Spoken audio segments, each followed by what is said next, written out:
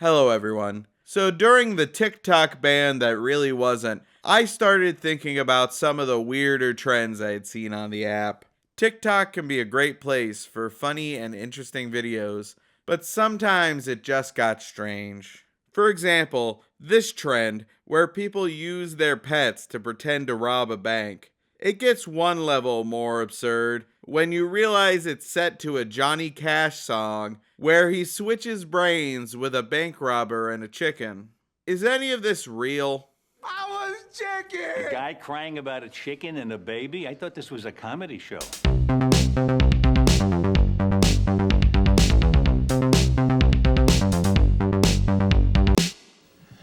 Hello, I'm Johnny Cash.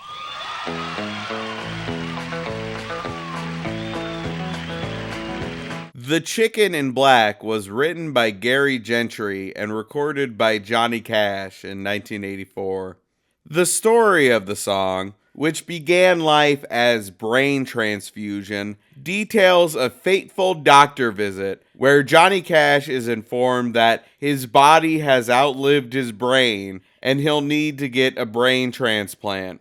Luckily, a bank robber was shot and killed last night, and his brain is still in one piece. So why not transplant it right in there? Of course, everything goes awry.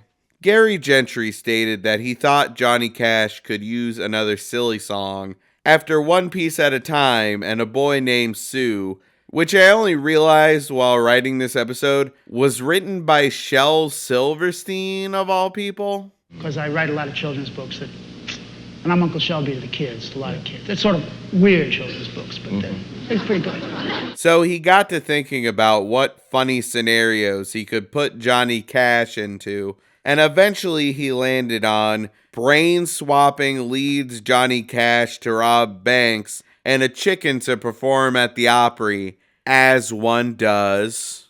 And Billy Sherrill, my boss, Carmel's boss, right. He came in and he said, I'm getting ready to do Johnny Cash. Nobody could do a funnier song than Johnny Cash. And I thought, I forget what I was smoking.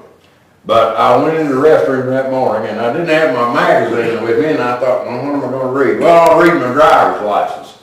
The donor card on the back of your driver's license. And I thought, man, as hungover as I am, I would love to donate my brain to somebody. And I got the idea right there. I thought, wow, Johnny Cash. Friday, 4 country music legends. Johnny Cash welcomes Willie Nelson, Waylon Jennings, and Chris Christopherson for a musical holiday event. Johnny Cash, Christmas on the Road. The video premiered on Johnny's 1984 Christmas special, and nobody knew what they were in for. We're in Montreux, Switzerland, and it's a very special Christmas for me because 3 of my very close friends, Waylon, Chris, and Willie, and their wives are here with us. And they like to kid me, but I enjoy it. But I'm going to get the jump on them this time. Watch out. This is Train Records. At his physical, Johnny's doctor tells him about his broken brain and how thankfully they just got a fresh brain in last night that they can transplant into him.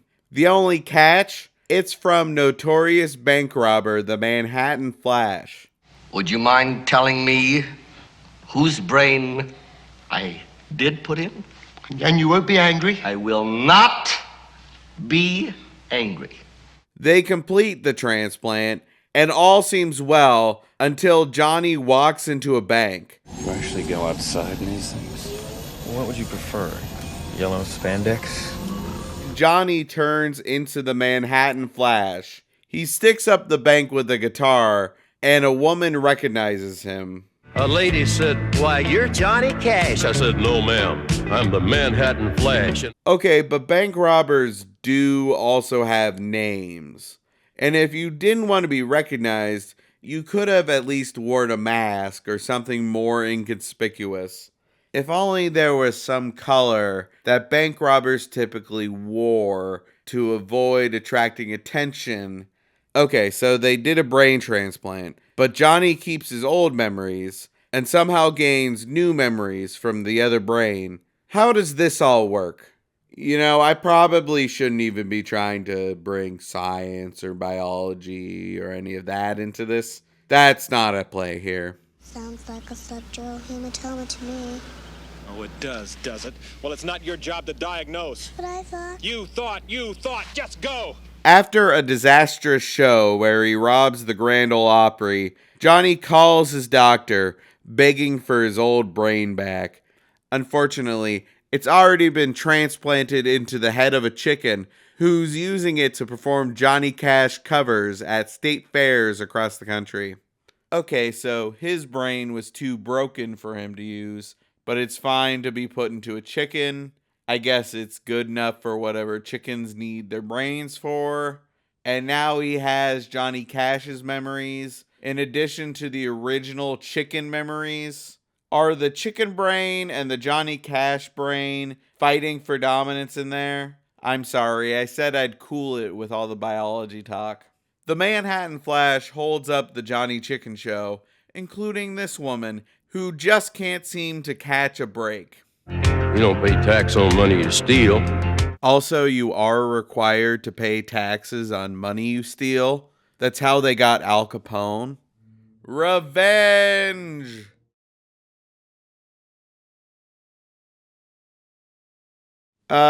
So what the hell happened? The song did nothing for Johnny Cash commercially. Well, I mean, I guess not nothing, but not much of anything. It made it to number 45 on the Billboard Hot Country Songs chart and nowhere else. Now, it only went to top 40, but that's the first top 40 song he'd had in a decade. And he didn't like the song, didn't want to do the song. And he said, Billy, I'd rather do something patriotic or something. That's not me, that brain transplant. That's what I called it in the beginning.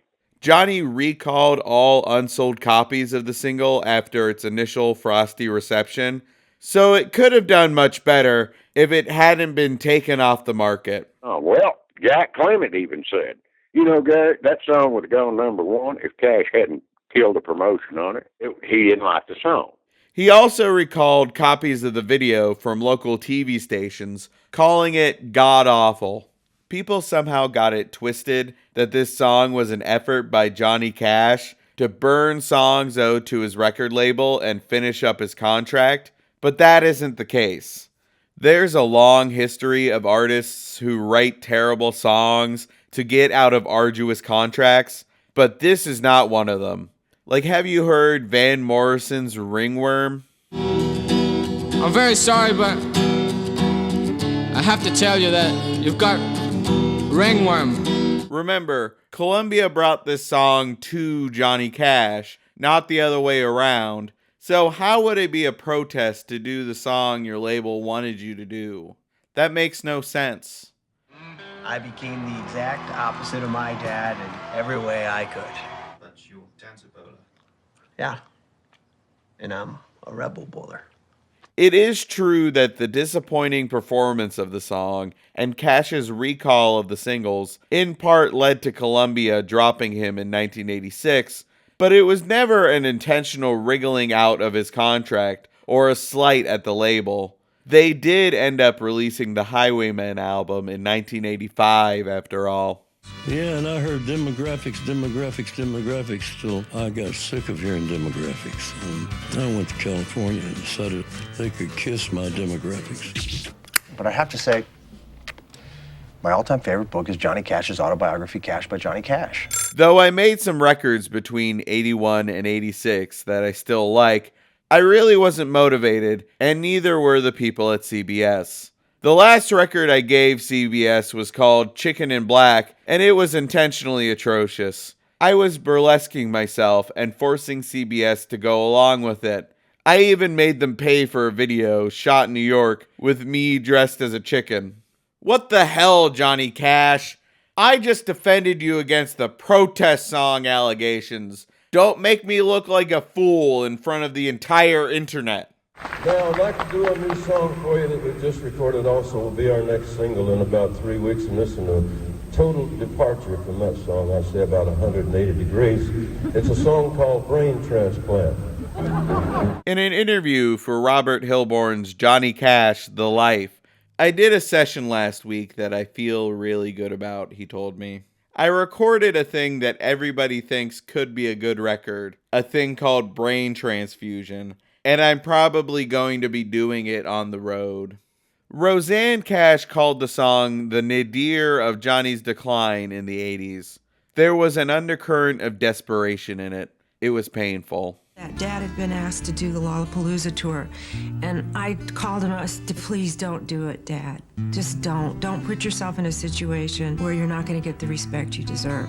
John liked to know from time to time what the audience wanted to hear, so we would hand out cards at some shows, asking fans to write down any requests. One night we took the cards and wrote Chicken in Black on every one of them and gave them to John. He looked so puzzled that we finally had to let him in on the joke. He wasn't certainly the sound of radio at that time, and I'm sure that all the people at Columbia Records were concerned about that. The head of the record company at that time was kind of judge, jury, and executioner. He'd listen to the finished album, and if he didn't happen to like it, he'd press maybe 10,000 units just to go through the motions of putting out the record, and it was very depressing to John. If I was running a record company and one of my artists did that, I know exactly how I'd respond. So I wasn't surprised when Rick Blackburn at CBS Nashville declined to renew my contract in 1986. Looking back on Chicken in Black, it's no wonder to me that it took a while to get another record deal.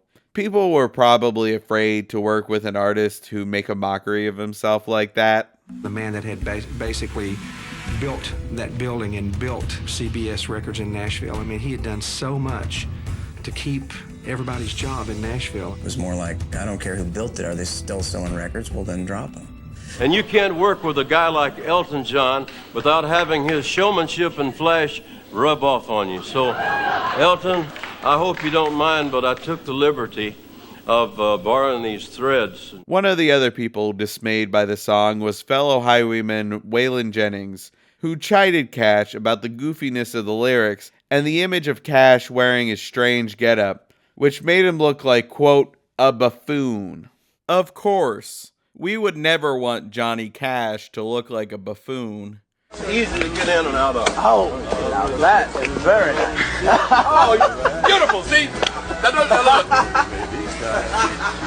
I can understand that. Yeah, you do it just backwards from getting in. Now, I can. Beautiful. Isn't that great? Wonderful. Isn't that great? Apparently, it was Jennings' opinion that soured Cash the most on the song. He later told Hilborn that it was his only song that he absolutely hated. And that's a shame. It is a fun time. You know, I'd like to say that I sincerely thought that you would never amount to anything. But hey, TikTok was delighted by the song, and you know what? So am I. Sure, it's no Walk the Line, but it's still a fun song, and it's a delight to see performers who are known for being serious enjoy lighter performances from time to time. And trust me, you will never forget this image for as long as you live. He just loved being around young people. He loved seeing them respond. He loved being back in kind of gritty clubs and playing solo and just that connection and that rawness. Also, thank God TikTok is back, because I never would have found something this bonkers on Instagram Reels. I hope you're getting all of this because this is gold. Thanks for watching, everyone. I always appreciate people liking and sharing my videos, and be sure to subscribe so you don't miss the next episode. If you know a terrible music video you'd love to see me cover, drop it in the comments. And as always, I'll see you in the next one. Mimi. We're gonna be on YouTube, Beam. I said stick 'em up, I'm robbing this place. Put all of your money in my guitar case. Okay, you're going down.